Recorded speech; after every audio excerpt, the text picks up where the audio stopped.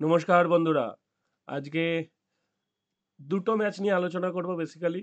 একটা হচ্ছে India women versus south Africa women. আপনারা জানেন যে একটা ট্রাই সিরিজ চলছে শ্রীলঙ্কায়, সেখানে ইন্ডিয়া, সাউথ আফ্রিকা আর শ্রীলঙ্কার মেয়েরা খেলছে।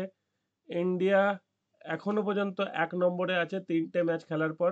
যদিও শ্রীলঙ্কার সঙ্গে পয়েন্টের কোনো ডিফারেন্স নেই, শুধু রান রেটের তফাতে ইন্ডিয়া 1 নম্বর। কারণ ইন্ডিয়া আগের ম্যাচটা একটা থ্রিলিং ম্যাচ হয়েছিল, শ্রীলঙ্কা ওমেনের কাছে হেরেছিল। যদি আজকে ইন্ডিয়া ওমেন জিতে যায় সাউথ আফ্রিকা ওমেনের কাছে, তাহলে ধরে নেওয়া যায় ইন্ডিয়া আর শ্রীলঙ্কা, ধরে নিচ্ছি ইন্ডিয়া জিতবে। যদি ইন্ডিয়া হারে তাহলে ব্যাপারটা জমবে। এই কারণে জমবে কি, সাউথ আফ্রিকার কাছে শ্রীলঙ্কার সঙ্গে একটা ম্যাচ খেলা বাকি থাকবে, এবং সেটা যদি সাউথ আফ্রিকা জেতে তাহলে তিনজনেরই 4 পয়েন্ট থাকবে। তো সেখানে দেখা যাবে যে কারা ফাইনালে ওঠে। ইন্ডিয়া যদিও রান রেট এখনো পর্যন্ত যে অবস্থায় আছে, তাতে ইন্ডিয়া আর শ্রীলঙ্কা ফাইনাল হওয়ার চান্স আছে। মোস্ট প্রবাবলি 11 তারিখ ফাইনাল, রবিবার। 11 তারিখ রবিবার, হ্যাঁ।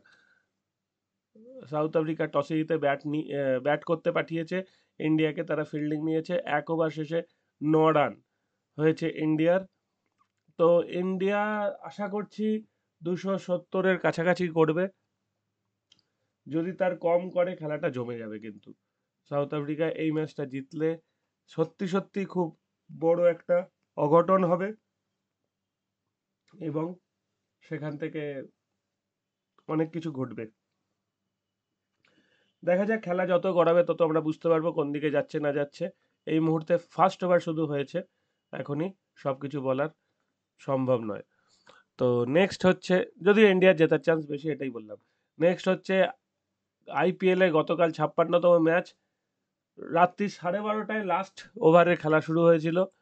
তো সেই খেলাটা মুম্বাইয়ের ইচ্ছা ছিল না যে আবার বৃষ্টির পরে খেলা শুরু হোক, এবং 6 বলে 15 রান বাকি ছিল। তো তখন তেওয়াটিয়া আর কোয়েটজে ঠান্ডা মাথায় ব্যাট করে রান কভার করে দিয়েছে। অসাধারণ একটা থ্রিলিং ম্যাচ হয়েছে গতকালে। এবং যেটা ঘটেছে সেটা হচ্ছে যে জিটি, আরসিবি, এই দুটো টিম কনফার্ম হয়ে গেছে। ঠিক আছে, জিটি আরসিবি কনফার্মড, একদম তাদের বার্থ টপ 4-এ কনফার্ম হয়ে গেছে। তার কারণ হচ্ছে জিটি এবং আরসিবি দুজনের কাছেই 3টে করে ম্যাচ আছে। 3টে ম্যাচের আর একটা করে জিতলেই 18 পয়েন্ট। 18 পয়েন্ট কিন্তু তলার কোনো টিম আর করতে পারবে না, এই কেকেআর থেকে তার তলার টিমগুলো। কেকেআর ম্যাক্সিমাম 17-য় গিয়ে থেমে যাবে। সুতরাং এবছরে যদি 18টা চাবি, মানে বেঞ্চমার্ক হয় 18 পয়েন্ট পাওয়াটা, তাহলে জিটির একটা, আরসিবির একটা, পিবিকেএস এর দুর্ভাগ্যজনকভাবে দুটো লাগবে, কারণ তারা 15 পেয়ে আছে, একটা বৃষ্টির জন্য পয়েন্ট শেয়ার করতে হয়েছে। এবং ডিসির কিন্তু চাপ হয়ে গেল। ডিসির পয়েন্ট শেয়ারটা ডিসির জন্য সুবিধাজনক হলো না। ঠিক আছে, কারণ ডিসি আর দুটো জিতলে 17, 17 কিন্তু কলকাতাও 3টে জিতে পৌঁছাতে পারে।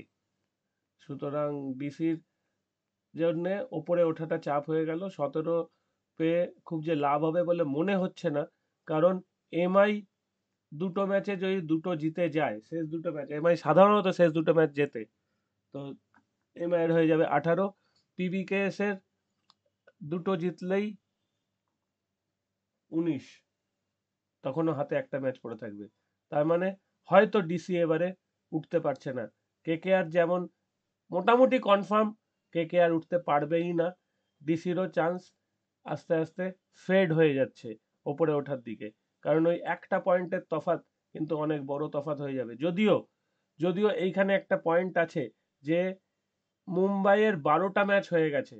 আমরা মুম্বাইকে কেন বারবার ধরি, যে মুম্বাই শেষের দিকে ভীষণ ভালোভাবে টানে এবং মুম্বাই শেষ ম্যাচগুলো জিতে যায়। যদি এবারে তার অন্যথা ঘটে, মুম্বাই যদি ধরুন আর একটা ম্যাচ জিতলো, তাহলে মুম্বাই কিন্তু 16-তে আটকে যাবে।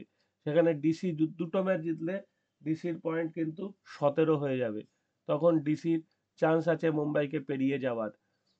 পিবিকেএস একটা জিতলেই যেমন 17 হয়েই যাচ্ছে, তার মানে এখনো চান্স আছে পিবিকেএস এর হাতে, মুম্বাইয়ের হাতে, ডিসির হাতে একটু কম হলেও চান্স আছে।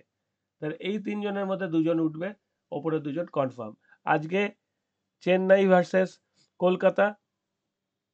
চেন্নাই এবারে কেন খেলছে সেটা চেন্নাইও নিজেই জানে না। তারা সব রকম চেষ্টা করছে, সব রকম কম্বিনেশন পারমুটেশন সব কিছু করার পরেও শেষ পর্যন্ত জেতাটা তাদের আর হচ্ছে না। সব কিছুই হচ্ছে, শুধু জেতাটা হচ্ছে না। তো সেটাই দেখার যে আজকে চেন্নাই কি টিম আনে। CSK have bought in Urvil Patel, replacement of Vance Bedi.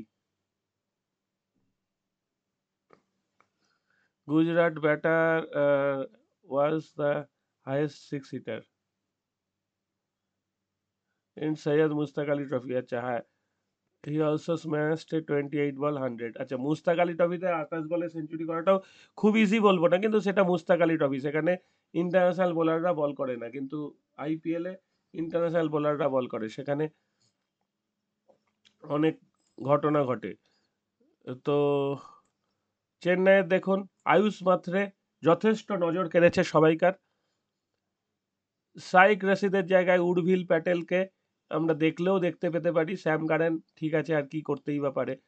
আগের দিন ওই ব্রেভিসকে আম্পায়ার ওরমভাবে আউট যদি না দিত, তাহলে খেলাটা কি হতো বলা যায় না।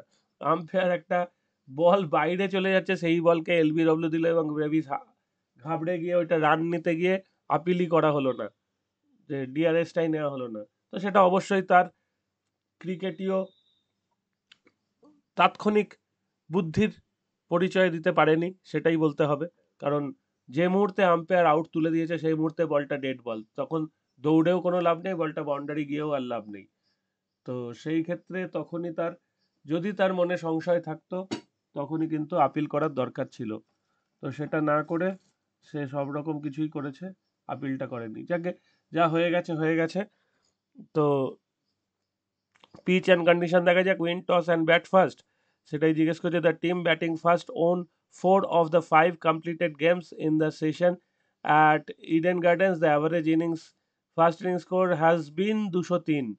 বাপরে, অনেক। The surface at a glance looked set to continue the trend 200 plus scores, although there have some concerns of rain, as has been the case all week.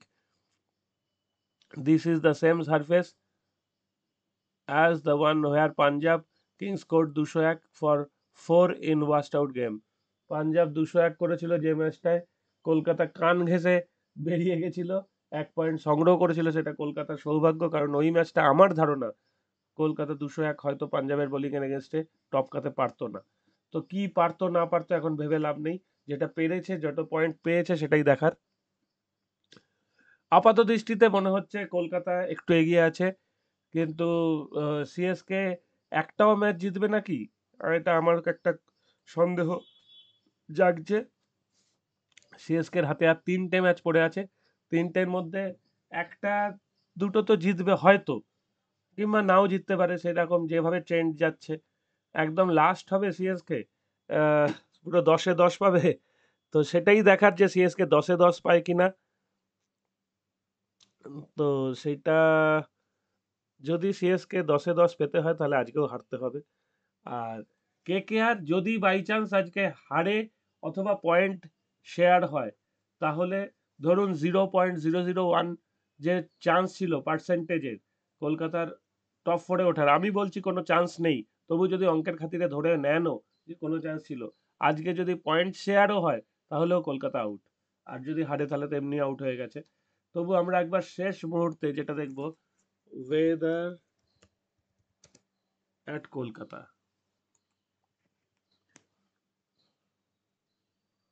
দেখে নি, এই যে প্রেসিপিটেশন চান্স আজকে কত,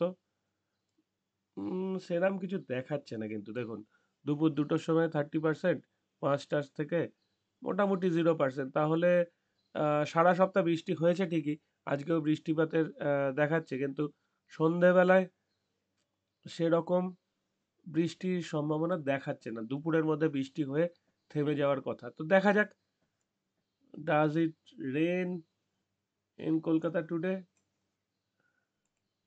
No, it's not expected to rain in Kolkata today.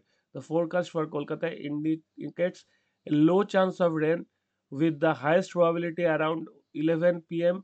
and the lowest around midnight. The chance of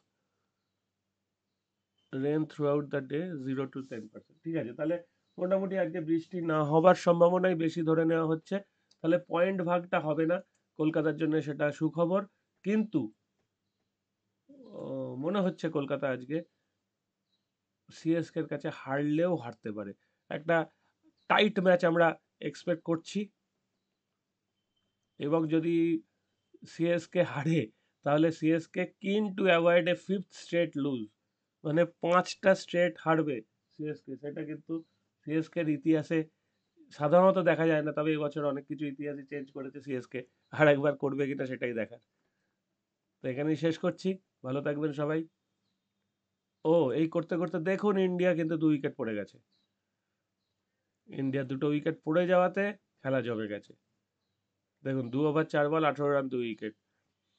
যেটা বলছিলাম, যদি India কোনো কারণে এই ম্যাচটা হারে তাহলে কিন্তু সিরিজ জমে যাবে, কারণ সাউথ আফ্রিকা যদি পরের দিন শ্রীলঙ্কাকে হারাতে পারে তাহলেই ব্যাস কেল্লা ফতে।